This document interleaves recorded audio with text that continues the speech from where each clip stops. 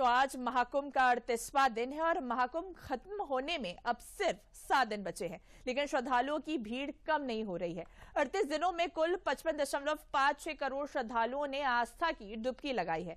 आज सुबह 8 बजे तक 30.94 लाख श्रद्धालु संगम में स्नान कर चुके हैं। वहीं आज महाकुंभ में आज वीआईपी का जमावड़ा रहेगा।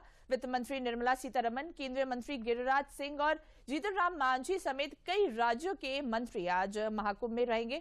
वहीं इसी के साथ हम आपको बता दें कि सोशल मीडिया महाकुंभ मेला की अवधि बढ़ाने की अफवाह फैलाने जा रही है। इन अफवाहों पर आपको ध्यान देने की जरूरत नहीं है। वहीं आज मेले में जबरदस्त भीड़ है। लोगों को महाकुंभ तक पहुंचने के लिए करीब 10 से 12 किलोमीटर तक की दूरी तय करनी पड़ रही है। वहीं रेलवे की ओर से लगातार ट्रेनों में इजाफा किया जा रहा है। महाकुंभ में इस बार अंतिम शिवरात्रि स्नान तक करीब 65 करोड़ श्रद्धालुओं के पहुंचने का अनुमान जताया जा रहा है।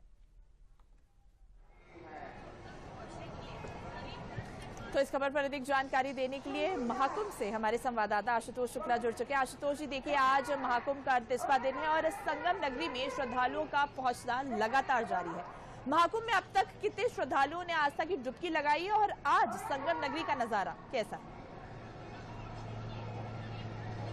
देखिए बरखा, अगर हम कहें तो आस्था की डुबकी की संख्या जो है 55 करोड़ से पार कर चुकी है। जो लक्ष्य था सरकार का, जो योगी आदित्यनाथ का लक्ष्य था, वो कहीं न कहीं पार करता हुआ दिखाई दे रहा है। प्रशासन ने 50 करोड़ श्रद्धालुओं के यहाँ पर समुचित और सुरक्षित स्नान करने की व्यवस्था की थी, लेकिन यह व्यवस्था जो है श्रद्धालुओं की आस्था के आगे जो है कहीं न कहीं रिकॉर्ड तोड़ती हुई नजर आ रही है। मैं अपने कैमरामैन से कहूंगा कि संगम के वो दृश्य दिखाएं जहां पर स्नान लगातार चल रहा है। हमारे ठीक पीछे आप देख सकते हैं कि किस तरीके से यहां पर आस्था की डुबकी लगाई जा रही है। बरखा, अब केवल 7 दिन बचे हुए हैं इस पूरे 144 साल के बाद लगने वाले कुंभ में पुण्य स्नान के, लेकिन जिस तरह से स्नानार्थियों की भीड़ चारों दिशाओं से प्रयागराज और संगम तट पर आती जा रही है, हम कह सकते हैं कि अगला 7 दिन प्रशासन के लिए कहीं न कहीं व्यवस्था के दृष्टिकोण से, श्रद्धालुओं के सुरक्षित स्नान के दृष्टिकोण से ये एक चुनौतीपूर्ण होगा। कारण यह है कि जो लोग अब बचे हुए हैं वो घरों से निकल करके, जिस तरह से पूरे देश से खबरें आ रही हैं उसमें यह बताया जा रहा है कि ट्रेनों में किस तरह से श्रद्धालुओं की प्रयागराज आने की भीड़ है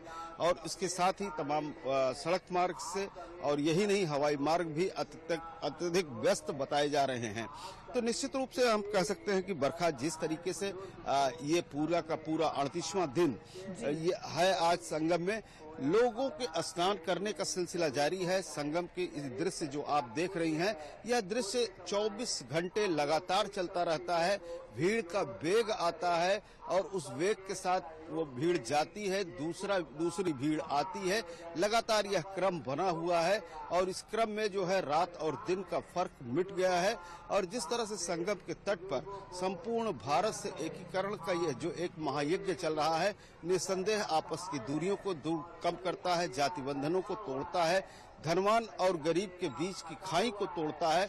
बरखा, अगर हम कह सकते हैं कि अभूतपूर्व है, विलक्षण है संगम में यह महाकुंभ पर्व का आयोजन। तो निश्चित रूप से अभी आने वाले 7 दिनों में यह और विस्तार लेगा। बस कुछ ही दिन बचा है, लेकिन फिर भी जो भीड़ है वो बढ़ती जा रही है और श्रद्धालु जो है वो आस्था की डुबकी लगा रहे हैं। इसी के साथ आज कई वीआईपी हस्तियों का भी आगमन होने वाला है संगम नगरी में। इसको लेकर क्या कुछ तैयारियां चल रही है और उनका महाकुंभ पर कोई विशेष प्रभाव पड़ने की संभावना है और क्या कुछ तैयारी है उसको लेकर? देखिए बरखा, वीआईपी स्नान के लिए जो महत्वपूर्ण व्यक्ति हैं, जो उनकी सुरक्षा के दृष्टिकोण से उनके सुरक्षित रख के स्नान कराना है, उसके लिए प्रशासन ने पूर्व में ही प्रबंध कर लिए थे। और प्रतिदिन जो है यहाँ पर वीआईपी लोगों का आना जो है बना हुआ है, उनके लिए कोई विशेष व्यवस्था नहीं करनी पड़ती है, इसलिए क्योंकि पूर्व से ही ये व्यवस्था यहाँ पर समुचित रूप से संचालित है। उनको संगम ले जाकर के किस तरह से स्नान करवाना है, उसके लिए प्रशासन मुस्तैदी से पूरी तरह से यहाँ पर लगा हुआ है। और उसमें चाहे वीआईपी लोगों में विभिन्न देशों के वीआईपी गेस्ट हों या देश के केंद्रीय मंत्री हों या फिर खुद प्रधानमंत्री और मुख्यमंत्री हों, सबके लिए समुचित व्यवस्था यहाँ पर की गई थी। एक कॉरिडोर बनाया गया है प्रशासन के द्वारा। उस कॉरिडोर से एक निश्चित मार्ग से ले जाकर के उनको संगम में स्नान कराया जाता है। तो विशेष तैयारियों की बात अगर आप कर रही हैं तो विशेष तैयारियां नहीं बल्कि एक समुचित तैयारी प्रभावी ढंग से यहाँ पर लागू है और प्रतिदिन वीआईपी यहाँ पर आकर के स्नान करते हैं और वह स्नान का क्रम वीआईपी लोगों का भी आना जारी है। बिल्कुल आशुतोष जी, जिस तरह से भारी मात्रा में श्रद्धालु संगम नगरी पहुंच रहे हैं वो नज़ारे जैसे आपने देखा है बहुत ही अलौकिक है। इसी के साथ सोशल मीडिया में काफी अफवाह फैली जा रही है। आज देखा जाए तो प्रयागराज के डीएम ने भी सोशल मीडिया पर फैल रही अफवाहों से बचने की बात की और महाकुंभ के समापन तारीख पर भी स्पष्टीकरण दिया है। इसको लेकर क्या कुछ अपडेट है? देखिए, जिस तरह से यहाँ पर श्रद्धालुओं का आगमन हो रहा था उसको लेकर के बीच में एक अफवाह फैली कि कुंभ का समय जो है वो बढ़ाया जा रहा है, 5 मार्च तक किया जा रहा है।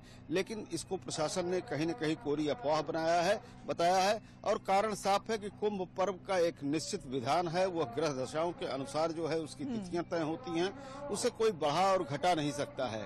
और यही कारण है कि प्रशासन ने स्पष्टीकरण दिया है कि कुंभ जो है 26 तारीख को जो महाशिवरात्रि है, पूर्ण अमृत स्नान जिस दिन होगा उसी के साथ ही इसका समापन होगा और उसके बाद जो है कुंभ का कोई स्नान नहीं होगा। हालांकि यहाँ पर त्रिवेणी है, त्रिवेणी के गंगा तट पर श्रद्धालु 12 वर्ष भर में किसी भी समय आकर के स्नान करते हैं। लेकिन कुंभ पर्व के समापन का अवसर जो है मकर संक्रांति से लेकर के महाशिवरात्रि तक ही माना जाता है और महाशिवरात्रि को प्रशासन ने स्पष्ट किया है कि कुंभ पर्व का समापन हो जाएगा।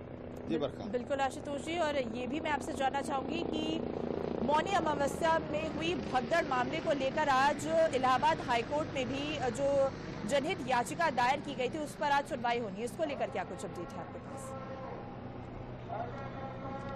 देखिए बरका, मौनी अमावस्या को जो यहाँ पर एक दुर्भाग्यपूर्ण घटना हुई थी जिसमें 30 लोग मारे गए थे और उसको लेकर के एक जनहित याचिका सुप्रीम कोर्ट में दायर की गई थी। लेकिन उसके पूर्व में भी हाई कोर्ट में भी एक याचिका दायर की गई थी। सुप्रीम कोर्ट ने घटना को दुर्भाग्यपूर्ण बताते हुए हाई कोर्ट को ही सुनवाई का आदेश दिया था। लेकिन इसके पूर्व ही सरकार ने जो है एक न्यायिक समिति बना करके दुर्घटना के कारणों और उसमें लापरवाही बरतने वाले अधिकारियों की जांच करने के आदेश दिए थे। आज दोपहर बाद जो है इस पर सुनवाई होगी और सुनवाई के बाद क्या कुछ कहता है हाई कोर्ट, ये जो है सामने आ सकेगा। बरखा। बिल्कुल आशुतोष जी, तमाम जानकारियों के लिए आपका बहुत बहुत धन्यवाद।